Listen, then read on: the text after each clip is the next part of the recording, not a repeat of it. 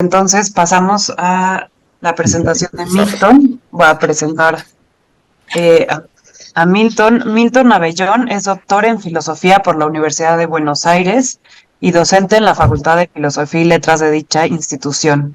Es investigador del Consejo Nacional de Investigaciones Científicas y Técnicas, CONICET, y del Instituto Ezequiel de Olazo del Centro de Investigaciones Filosóficas de la República de Argentina.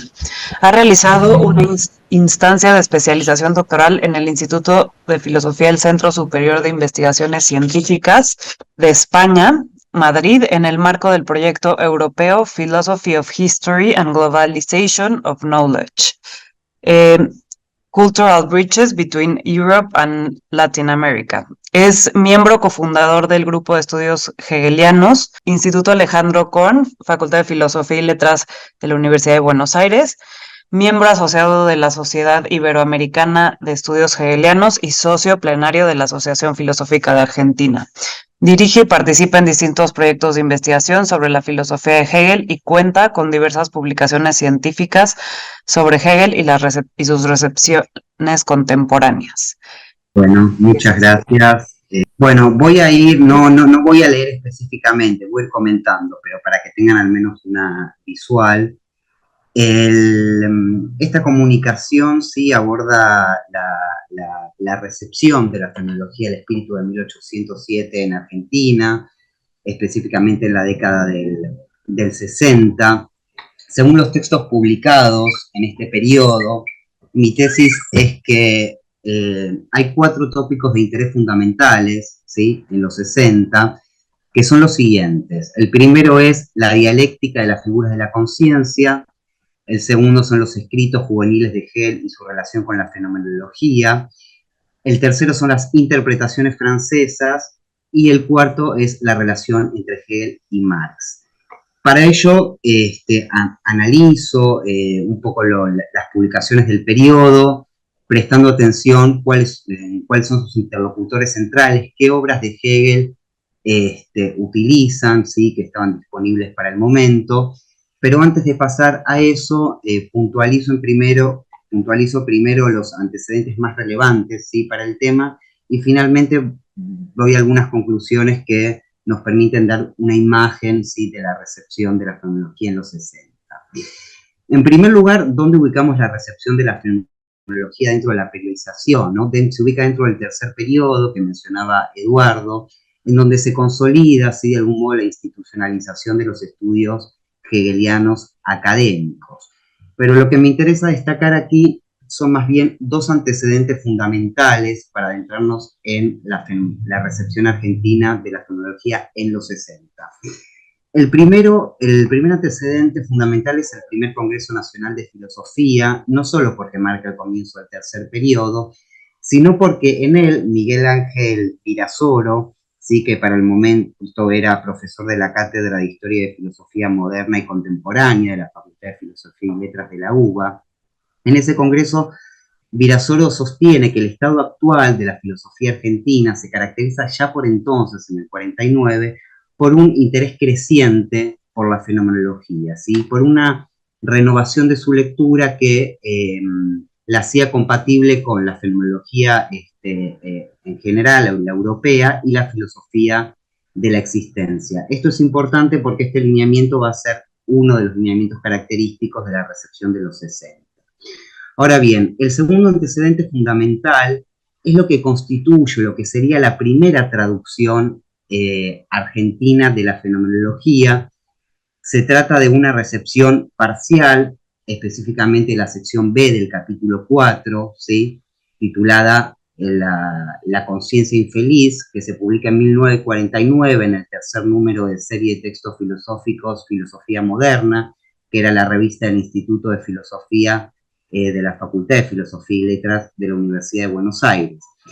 Se trata de una traducción que es directa del alemán, utiliza como fuente la Sämtliche Werke de Glockner, publicada en el 32, consulta también traducciones a otros idiomas que estaban disponibles en la época, como la italiana de Enrico de Negri, la francesa de Hippolyte y la de Bell. Ahora bien, se trata de una traducción que es anónima, eso es lo que llama la atención, pero sí estuvo revisada por Carlos Astrada, que para el momento era director del Instituto de Filosofía de la Universidad de Buenos Aires, y quien antecede la traducción con un texto de su propia autoría, ese sí está firmado, titulado Génesis de la dialéctica de la conciencia infeliz. No voy a entrar en este texto, que después voy a volver a mencionar, pero lo importante de esta traducción parcial de la fenomenología o la relevancia es que además de ser la primera en Argentina, es que de este texto, ¿no? Es que para 1949 solo se contaba con la traducción de Zurubi del prólogo, la introducción y el capítulo 8, ¿sí? De la fenomenología publicada en Revista Occidente en 1935 en Madrid. Es decir, que sería la segunda, en términos globales, la segunda traducción al castellano, ¿sí? De la fenomenología, ambas hasta el momento parciales, no se contaba con una traducción al castellano completa. Ahora bien, en los años, esos son dos antecedentes fundamentales, ¿sí? De fines de los 40. Ahora bien, en los años 50, brevemente, el contexto histórico es el derrocamiento de Perón, ¿sí? A mediados de esa década, y la dictadura militar autodenominada la Revolución Libertadora del 55 al 58, liderada por Lonardi y Aramburu. Y la figura central en los 50 es Astrada, ¿sí? De nuevo Carlos Astrada, quizá uno de los grandes intelectuales de la época, donde se da el paso a Astrada de la fenomenología y la filosofía existencial al marxismo. Bien, pero lo que nos interesa pasando a los 60, que es el periodo que estoy estudiando, ¿sí? En los 60 se da de nuevo otra traducción de la fenomenología que ahora voy a mencionar, pero lo que quiero resaltar aquí es que en los 60 se inicia con la presidenta de Arturo Frondizi, ¿sí? Quien es derrocado inmediatamente por el golpe de Estado de 1962, asumiendo el poder José María Guido. Son años muy convulsionados para el país, en los cuales la producción filosófica en general y sobre la fenomenología parece interrumpirse, y luego vuelve a cobrar un vuelo estable a mediados de la década del 60 en el marco de la presidencia constitucional de Arturo Illia, ¿sí? Quien gana las elecciones bajo la proscripción del peronismo y del comunismo. Para esta fecha se produce o tiene lugar otra traducción de la fenomenología, en este caso la realizada por Amalia Podetti, ¿sí? Que era docente de la Cátedra de Historia y Filosofía Moderna, dirigida en ese momento por Andrés Mercado Vera. Y lo que hace Podetti es una traducción de la Introducción de la Fenomenología en 1966 y un comentario detallado de párrafo en el 68. Estos textos en el momento servían como material de cátedra y tuvieron una primera publicación interna en 1978, ¿sí? Y luego fueron recién publicados en 2007, es decir, no hace tanto, por Editorial Biblos. Es decir, hasta el 2007 no teníamos de modo accesible, salvo que vayamos a los archivos de la facultad, la traducción y el comentario de Podetti. Ahora bien, esta traducción también es directa del alemán, es de la edición crítica editada por Hofmeister y publicada en el 55. Se sirve, además de las traducciones a los otros idiomas ya mencionadas, a la que debe sumarse ya en este caso la de Roses, realizada en colaboración con Ricardo Guerra, publicada en 1966, ¿sí? Por Fondo de Cultura Económica en México, donde ahí ya se contaba con una traducción completa de la fenomenología que toma en cuenta esta traducción argentina. Ahora bien, aparte de esta traducción, a mediados de los 60, entre el 64 y el 69, comienzan a producirse varios textos sobre la fenomenología del espíritu. Varios de ellos están reunidos en quizás el libro más icónico del periodo, que es Valoración de la Fenomenología del Espíritu. Es una compilación publicada en el 64 por la editorial Devenir en Buenos Aires y editada por Carlos Astrada, Andrés Mercado Vera, Pedro von Hasselbach, Francisco González Ríos, Virasoro y Alfredo Llanos. El propósito general de este volumen era reflejar las discusiones y posiciones dominantes de los intérpretes europeos, ¿sí? Y subrayar la actualidad para pensar los problemas más acuciantes del contexto contemporáneo y local. En la introducción lo que marcan los autores es que consideran la fenomenología como justamente la obra medular del pensamiento hegeliano. Es decir, ese es el lugar que se le daba a la fenomenología por entonces. Ahora bien, contamos en la década del 60, como les decía, con 4 tópicos de interés fundamental. El primer tópico es la dialéctica de las figuras de la conciencia, ¿sí?, que está desarrollado por Carlos Astrada en un texto titulado La dialectización de las figuras en la fenomenología del espíritu. Básicamente lo que hace aquí Astrada, esto lo voy diciendo muy brevemente, ¿sí?, es trasladar las ideas de las figuras estéticas que Schiller desarrolla sobre la educación estética del hombre al plano nociológico hegeliano de la conciencia y ontológico de la realidad histórica.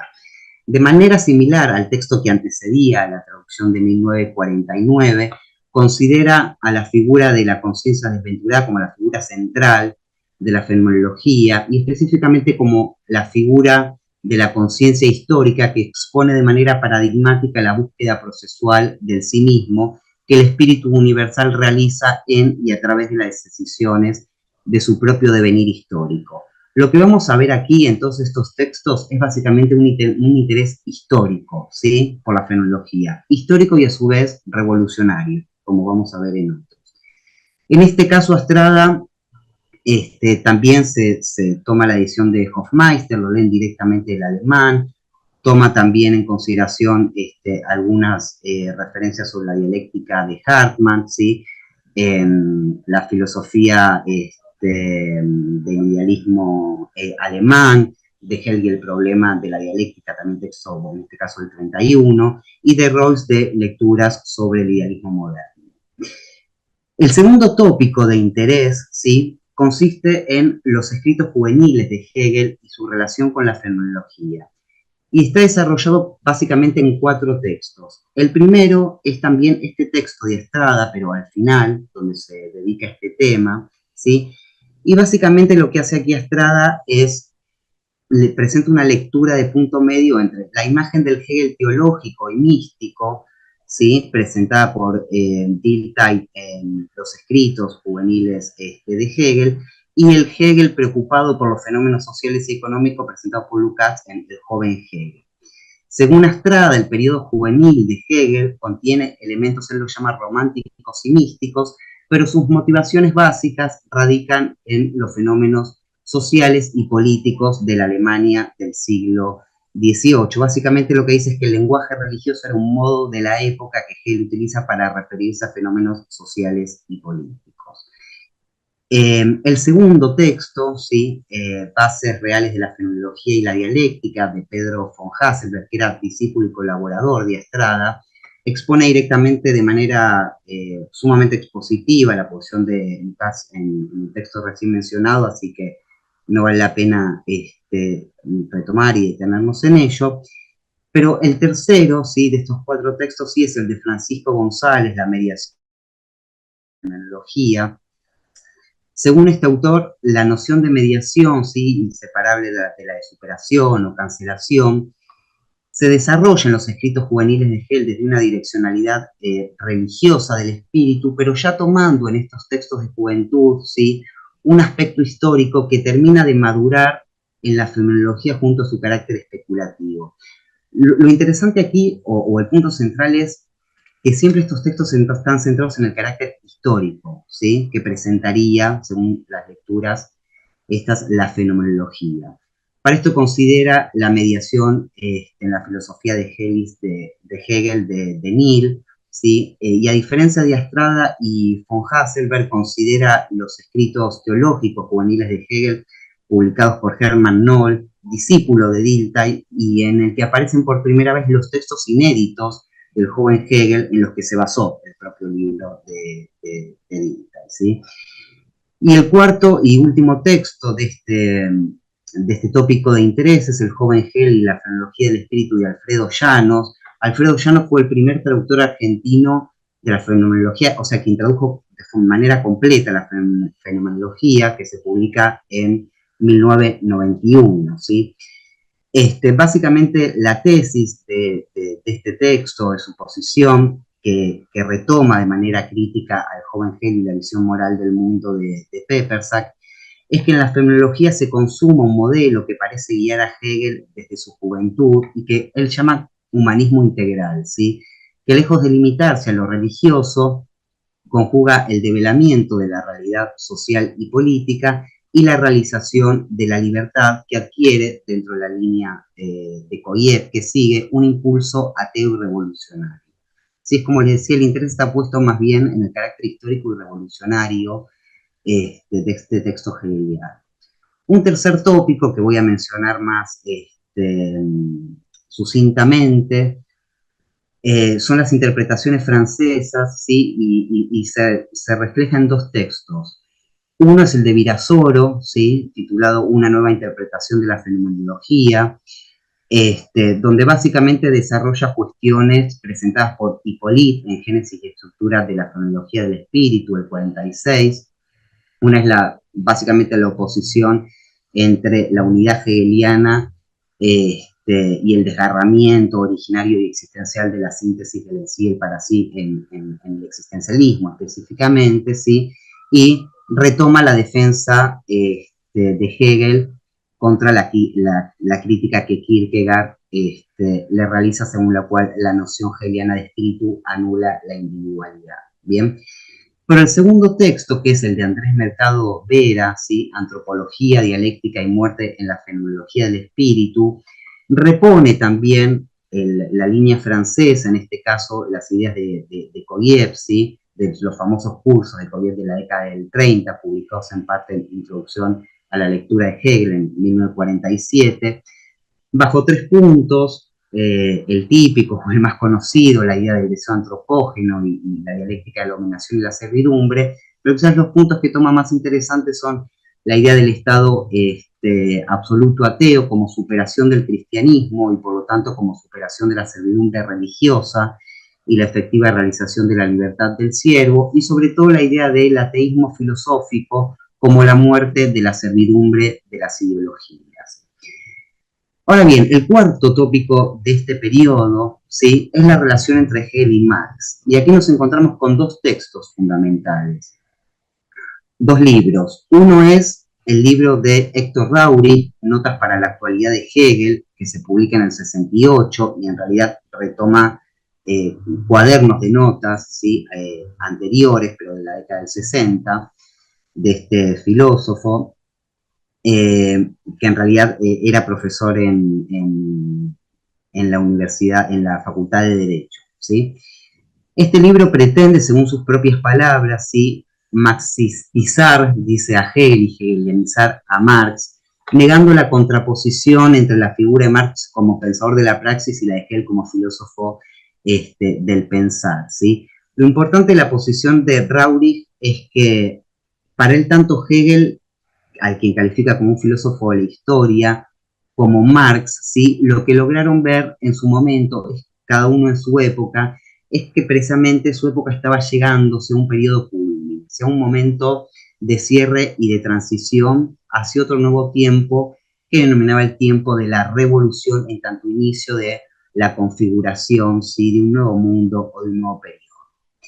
El segundo libro, Te quedan 4 minutos. bueno, voy rápido. El segundo libro es Dialéctica e Historia, ¿sí? Hegel y Marx de Astrada, publicado en el 69. Retoma las ideas de Rauri, también de Hegel como el filósofo de la revolución. Califica la filosofía de la historia como la primera filosofía de la historia de Hegel.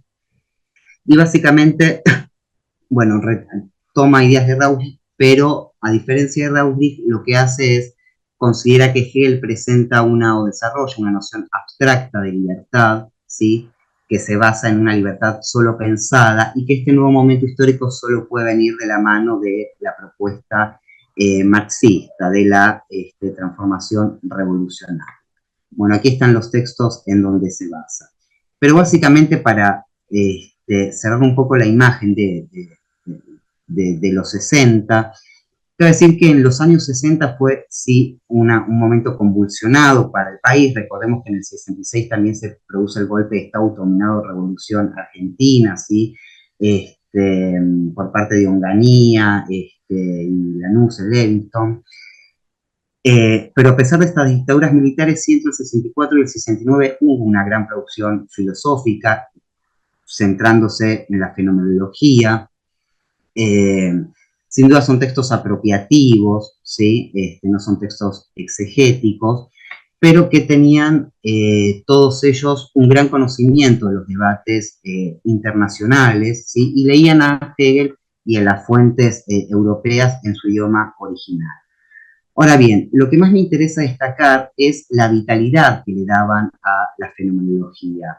Ramiro Podetti, en Advertencia Preliminar al comentario y a la traducción de Amalia Podetti, dice que una de las cuestiones básicas del primer congreso era encontrar soluciones propias, ¿sí?, para los avatares sociales y políticos del país y Latinoamérica. Justamente Amalia Podetti, en un grupo de textos que están en su comentario, ¿sí?, toda la fenomenología y la historia de Occidente, explican estos textos que la actualidad de la fenomenología del espíritu en función de la atención hacia el universalismo, ¿sí?, y de nuestra situación como argentinos y latinoamericanos. Básicamente el interés, digo, para Podetti, creo que esto sirve para los 60 en general, ¿sí?, era que la clave para leer la historia, en todo caso en la fenomenología, era esta idea de que se estaba cumpliendo un periodo que Podetti concibe como la historia moderna, ¿sí?, o la historia europea, ¿sí?, y daba comienzo a una época de universalización que se estaba cerrando y se daba comienzo a una nueva época o un nuevo periodo. Y para eso retoma la idea de América de Hegel. Como sabemos, Hegel en sus lecciones posiciona a América dentro del plano de la naturaleza, o dice donde el espíritu no ha hecho nada, pero Amelia Podetti recuerda que justamente es también la tierra del porvenir. En este sentido, podríamos decir que los textos del 60, ¿sí?, no se trata de una recepción que sea, como diría Estrada, un provincialismo miope, él lo llamaba así, ¿sí?, sino que se marcaba un diálogo permanente, ¿sí?, con las interpretaciones europeas. En este sentido, se podría decir que la propia recepción desde los 60, desde América, ¿sí?, que representa un punto de vista privilegiado para pensar una universalización ya en los términos contemporáneos, es también el comienzo de la reconfiguración, ¿sí?, de un nuevo periodo en y a partir de América de Hegel. Es posible comprender la recepción argentina de Hegel y específicamente de la fenomenología como parte de un proceso histórico en el que la conciencia americana se hace partícipe de la historia global y toma un lugar activo y configurador en el movimiento de la universalización contemporánea. Y me salté alguna parte, que la podremos retomar luego, pero no me quería pasar con el tiempo. Así que corto aquí.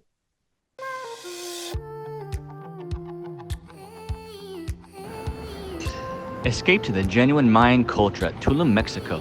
Casa Bix Abil was inspired by ancient Mayans' way of life, originated in the 12th century. The name Bixabil means, "How is your path in life?" Those are the words used by Mayans people to say, today in modern culture, hello. The meaning of our place, it's invite you to reflect your path in life by experiencing the unique Mayan stay. Live in a Bixabil community, feel at home.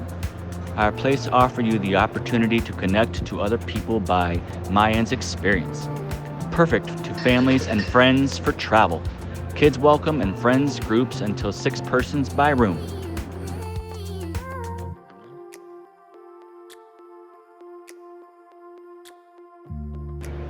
Enjoy our common amenities.